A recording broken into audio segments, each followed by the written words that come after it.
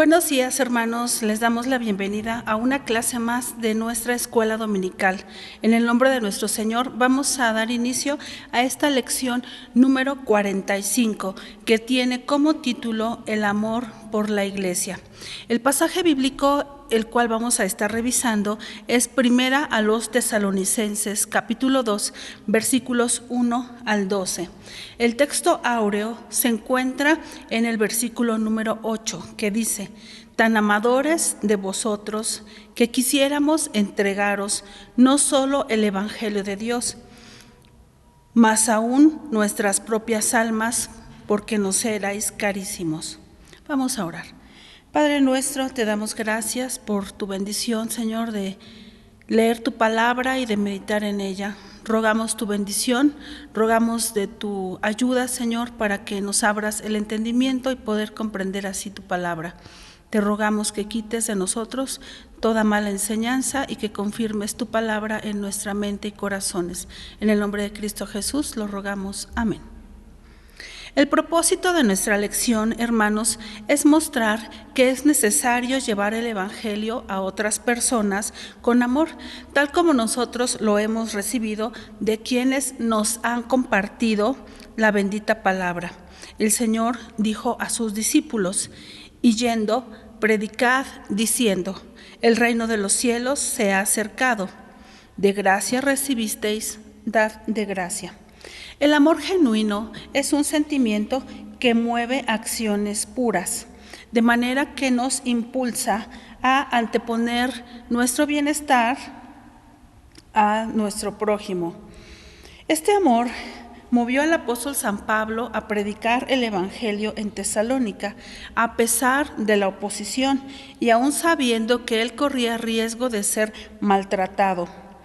Los motivos del apóstol eran puros, pues no buscaban provecho personal como una riqueza o una fama, sino que él quería mostrar a los hermanos con su propia vida el amor a Dios y a sus hermanos por medio de un trato amable, de la predicación del evangelio y de un profundo y sincero aprecio en el Señor. Vamos a iniciar con el versículo 1. Dice: porque, hermanos, vosotros mismos sabéis que nuestra entrada a vosotros no fue vana. El apóstol San Pablo sabía que las predicaciones que él hacía, que las visitas y todos los trabajos no eran vanos. El pensamiento humano, el pensamiento no es hacia lo espiritual, es hacia lo material. Como pensamiento humano podemos decir que la predicación, el tiempo de servicio a Dios, la lectura y la oración son cosas vanas. Eso es lo que piensa el mundo.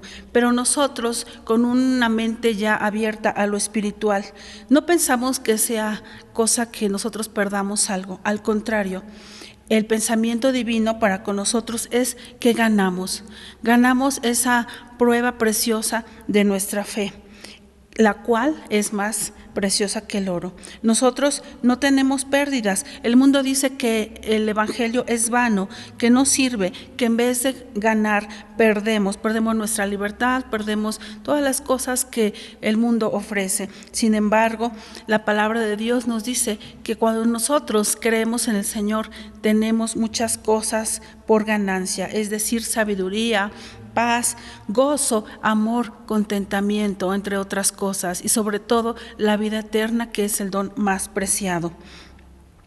Ellos piensan, los que están en el mundo, que el venir al evangelio les resta cosas, les resta oportunidades. Ellos piensan que van a disminuir sus ganancias, va a disminuir su fuerza, su tiempo, sus distracciones. Para ellos es más fácil ver la pérdida que las ganancias. ¿Qué debemos hacer nosotros? Si nosotros tenemos problemas con enfocar nuestra vida hacia las ganancias, pues veamos las pérdidas. Entonces, el cristiano, pues en realidad pierde varias cosas al aceptar la palabra de Dios. Veamos esto. El cristiano pierde el miedo a la vida, el miedo a las relaciones, el miedo a estar en la palabra de Dios. Pierde también la duda, pierde el temor, pierde la angustia, la soledad, el vacío. la muerte, el resentimiento, pierde esa inquietud por las cosas de esta vida y gana a la eternidad. Dice la palabra de Dios que donde está nuestro tesoro, ahí va a estar nuestro corazón. Atesoremos cosas divinas, hermanos. Así lo había hecho el apóstol San Pablo, había atesorado, y él sabía que no era vana su predicación, como ya lo leímos en el primer versículo. El versículo 2 nos habla de la siguiente manera: pues aún habiendo padecido antes y sido afrentados en Filipos, como sabéis, tuvimos denuedo en Dios nuestro para anunciaros el evangelio de Dios con grande combate. El apóstol Pablo dice así: pues aún habiendo padecido. El apóstol padeció todas las cosas por amor a su Señor. Él y sus acompañantes también había sufrido afrentas. Él, como nosotros sabemos, y los hermanos de esta iglesia de Tesalónica sabían cómo había llegado a ellos después de haber sufrido cosas en Filipos. Dice aquí, habiendo aún padecido. Padecer es experimentar algo que nos causa un dolor, una molestia, ya sea física o moral. Es un malestar. ¿A quién le agrada sentir o tener un malestar o una molestia? El apóstol Pablo había sufrido, había padecido esta molestia, este dolor como resultado de la palabra de Dios, de predicarla, de vivirla. También había sido afrentado según este versículo. Una afrenta es un deshonor, es una vergüenza, es un oprobio, es una ofensa, una ignominia, una injuria. El apóstol San Pablo había soportado todas estas cosas por amor a Dios y por predicar el evangelio. Fue avergonzado por predicar en la ciudad de Tesalónica y de Filipos, como ya lo hemos visto en lecciones anteriores. Los hermanos de Tesalónica sabían cómo había sufrido el apóstol junto a sus acompañantes al llevar la bendita palabra de nuestro Dios. Pero él continúa diciendo, tuvimos denuedo. Denuedo es un valor, una energía, una decisión, es resolución, es arrojo, es brío, es intrepidez.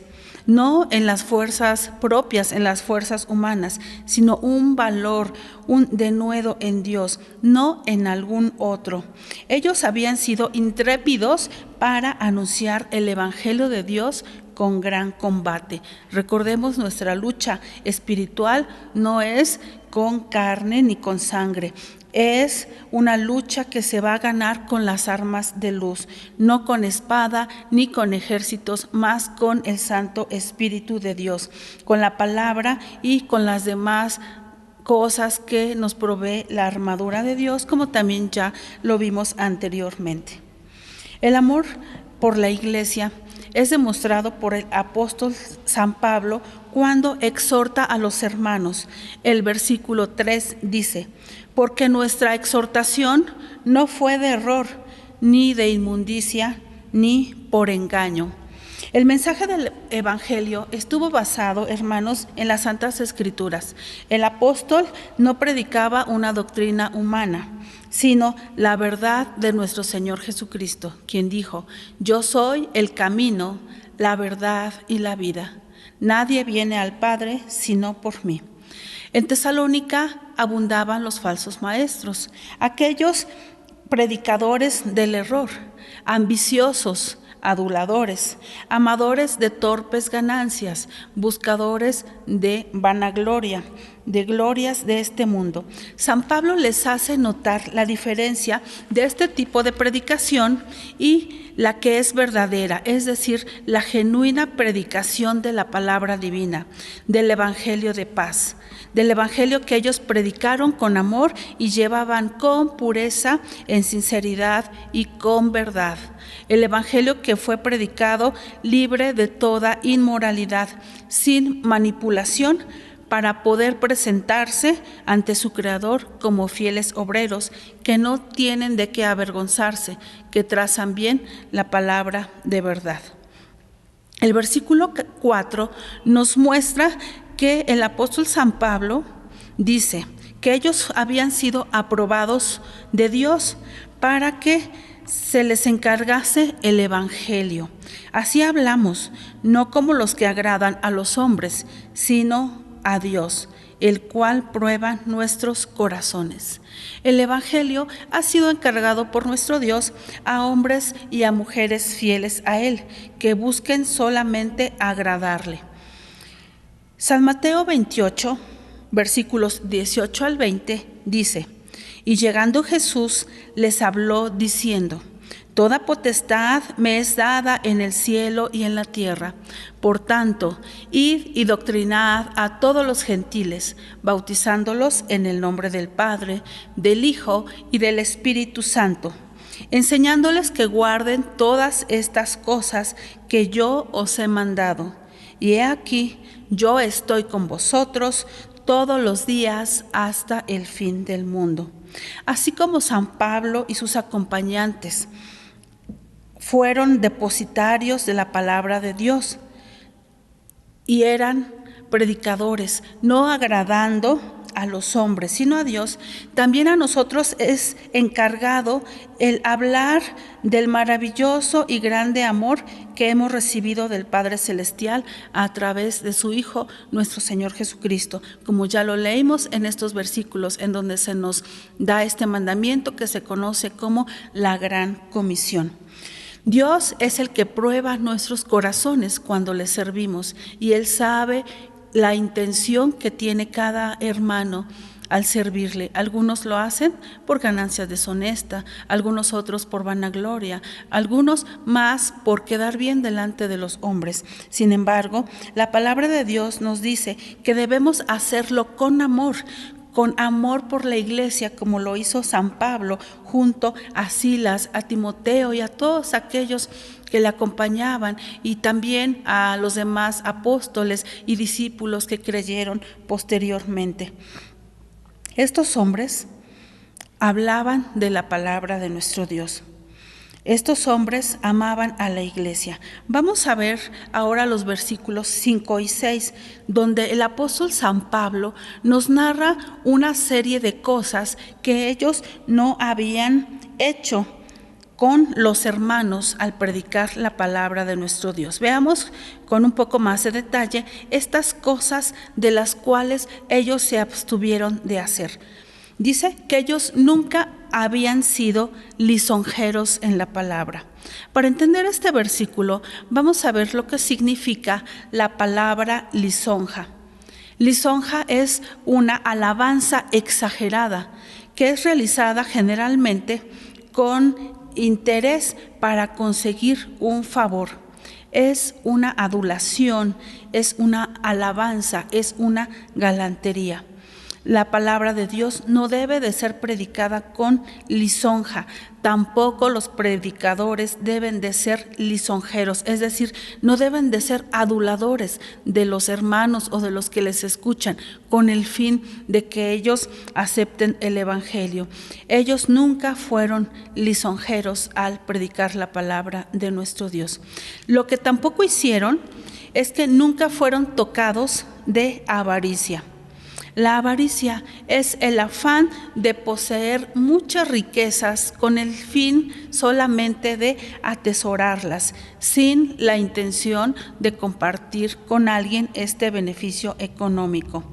El evangelio, hermanos, no debe de ser predicado por torpes ganancias, por ganancias deshonestas. Si bien reconocemos que el obrero es digno de su salario, y así lo dice el Nuevo Testamento en 3 ocasiones, en una de ellas San Mateo 10:10, que nos dice: el obrero es digno de su salario.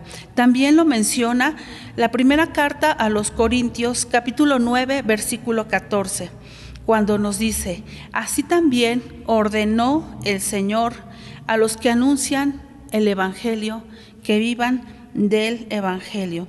El apóstol San Pablo y sus acompañantes habían trabajado para no ser gravosos, es decir, una carga económica a los hermanos.